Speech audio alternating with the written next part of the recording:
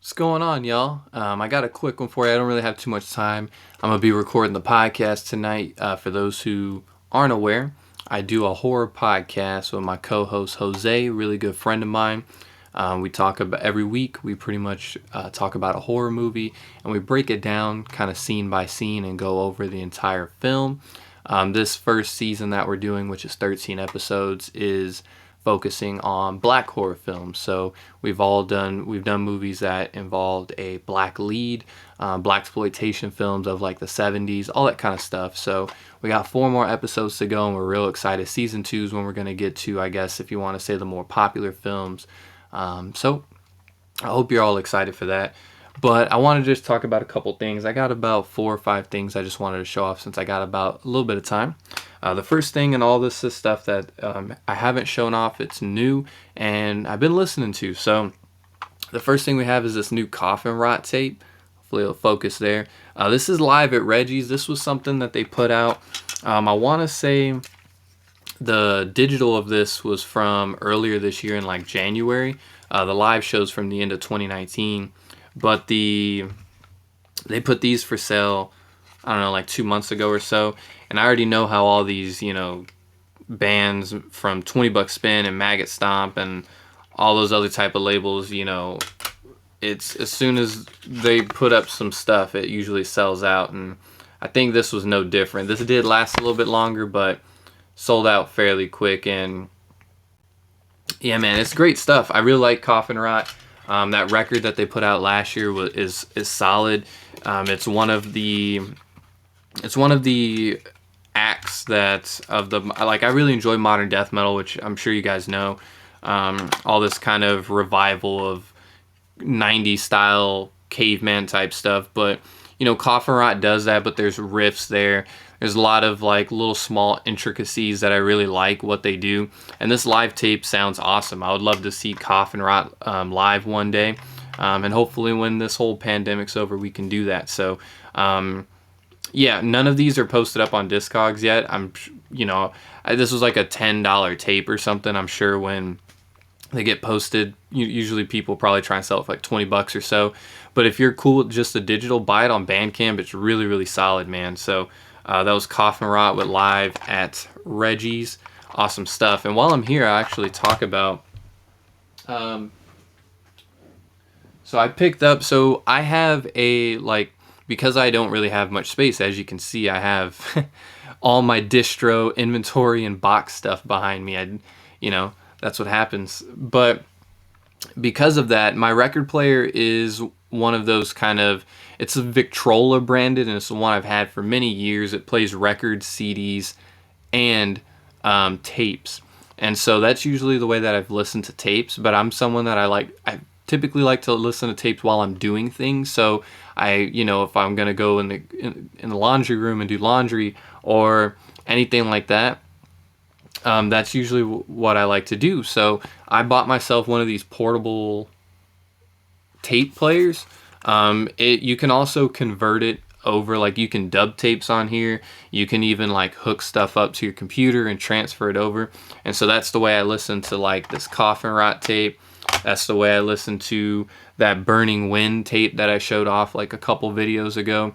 And it sounds really good, and it's great, man. So this was like 30 bucks or something. I was considering trying to buy like an OG tape player and have it just, kind of not resurfaced. Why am I thinking of a disc? But restored. But, for 30 bucks, this does the job, and it does it very well. The only thing I don't like is I feel like the headphone jack for it is a little kind of wonky, because I have an aux that for some Sony headphones, which are these here, and it plays great, but I try to hook in like a different aux cable in there, and because it was so thick on the end, the little part before you actually get to the aux part, it didn't fit. So look out for that if this is something you're interested in. I can send you the link on Amazon. Back to showing stuff. Everything else is going to be records here. I actually want to talk about this because this just came in today. And this is a really cool one. So this is... what is the actual title of this? The Evolution of the Game. The camera, hopefully it could kind of pick up. There you go. So what this is actually put out by WWE, of course, the wrestling company. Um, for those who don't know, Triple H, the legendary wrestler, a lot of his theme music was always done by Motorhead, and he was a huge Motorhead fan. He's into like a lot of rock stuff and some metal stuff, and Motorhead's performed his theme live at WrestleMania, and so for Triple H's 25 years with WWE, they actually did this vinyl release, and it's really well done. It's like gold foiled and whatnot. Look at the inside there. You have pictures of Triple H and Lemmy. So yeah, it's really, really cool. I think, from my knowledge, I think that they had like 2 different versions of this. There was one that was for the WWE shop and then one for FYE. Here's the inner sheet, which is, or inner little sleeve, which is pretty cool. And the vinyl's on this gold vinyl.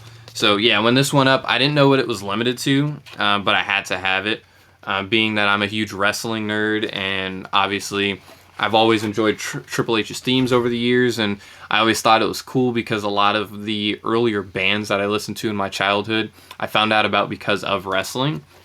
So there's this huge poster. I'm not going to unfold it all, but it's like a ginormous poster, man. So all this comes in this gatefold packaging. The gatefold is nice, but it's a little... There's like some parts of it that I don't... Oh, maybe that's why, because the thing's stuck in there. The gatefold like wasn't closing earlier. There we go. That's might be why. I don't know. It's really weird. The gatefold was just like jacking up, but I'm not sure if these are still available. You may want to check. I feel like with wrestling fans, even though they're diehard, when it comes to like something like this, they won't flock to. So I feel like if you really want this, you could probably still get it. There's already people that have been not selling it on Discogs, but added it to their collection. And then also the freaking thing doesn't fit all the way in. But yeah, all the Triple H theme songs, really, really cool. Next up here, let's show this. I got this in yesterday. Unfortunately, it's already freaking messing up on the top. But this is Sodom's EP, Out of the Frontline Trench. Couldn't think of the title there, but I ended up picking this up. So my thing with Sodom is I enjoy Sodom. Like, a lot of the earlier stuff is just super fucking nasty, man. And it's awesome. But I feel like I don't really keep up with them as much. I remember checking out their album they released like a few years back. I think it was like 2017-ish. And I jammed that pretty much day one. And it was good.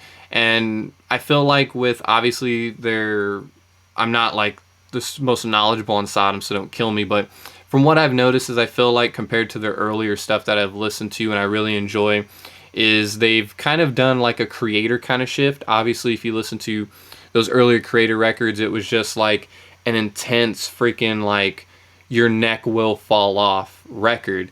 And then later on, there's still those thrash elements there, but creators kind of gone to just like, they're a metal band, right? And I kind of feel that with Sodom for that last album. Is like, the album's killer, but obviously it's not as like neck whipping as the earlier stuff, which makes sense, as time goes on. I mean, even to the extent Overkill does it, even though like Overkill's still pretty thrashy. But this EP is really damn good.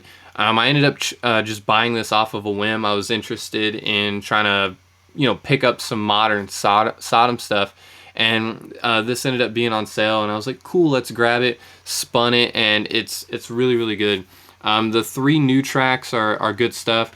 It has the re-record of Agent Orange, which still sounds good. Obviously, I think like I kind of enjoy like the lesser produced side of stuff most of the time, so I like the original more. But the re-recording is good, even though most of the time I'm like anti don't re-record stuff. And it has a live track as well, which the live track is really good. There's some parts where I feel like maybe it's a little like faint in the mix, but I've always been a fan of live stuff because I always tell people like, some people generally don't like live records or the live DVD stuff, but I enjoy it because growing up, like, my family doesn't like metal, so if I wanted to go to a concert, like, they wouldn't let me go, and I could only really go to shows that my friends went to, and my friends didn't like the heavier stuff like I did, so I missed out on a ton of shows back in the day. And so for me, I would buy those live DVDs, listen to live albums, and close my eyes and pretend I was there at the show. So I always appreciate when, as like a bonus or anything, a band includes a live track. So yeah, I would love to do a video talking about that kind of stuff in my live albums and whatnot that I enjoy. This comes on this really cool, clear, and kind of camouflage, you know, because it's green and brown kind of splatter. Awesome stuff.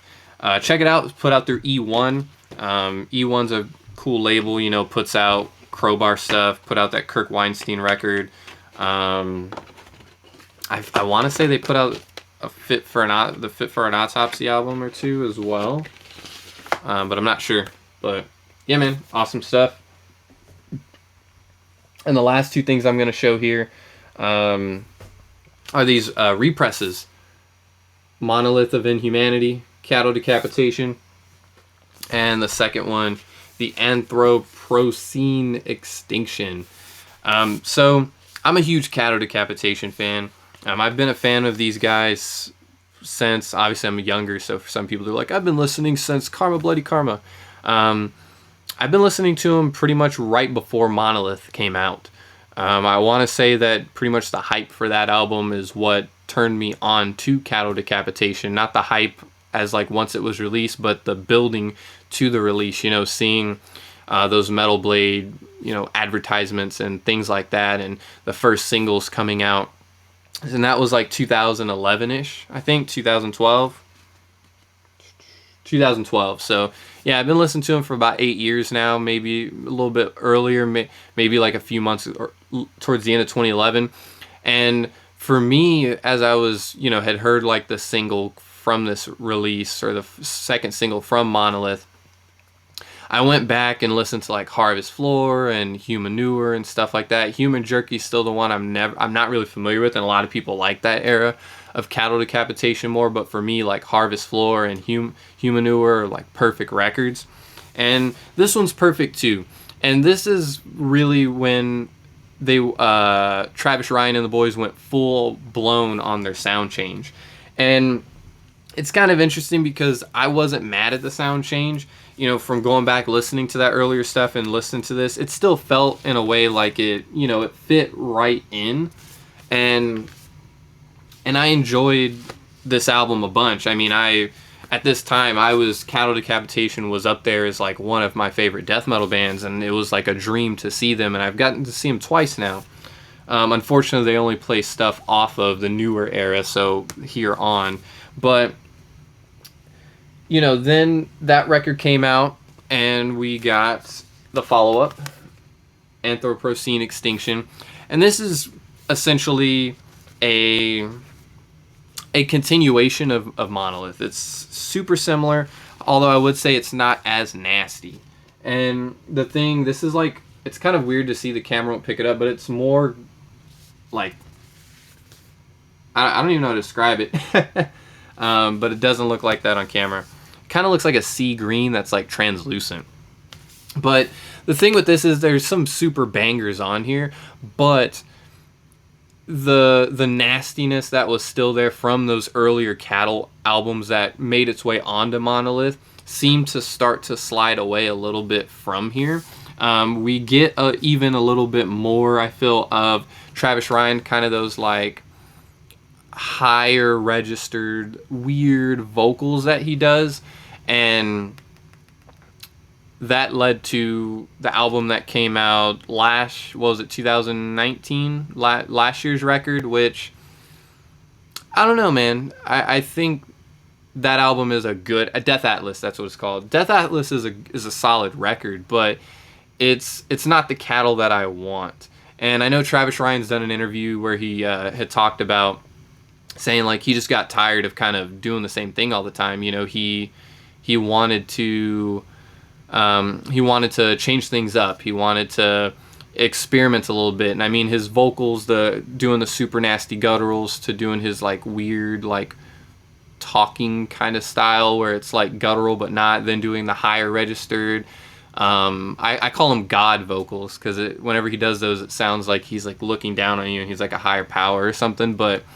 you know, he could do all that stuff, so it makes sense where, you know, as an artist you want to experiment, but it's just not what I want. I feel like they should also incorporate older tracks in the live set. This became like a cattle rant, I'm sorry, but I'm happy to have them. It's not that this is a bad album, and I don't want it to come off that way because I really enjoy it a lot, but it's just, I guess because it spiraled this kind of like downfall for Cattle for me, and so that's how come it's between that and Monolith, I'm always going to go Monolith.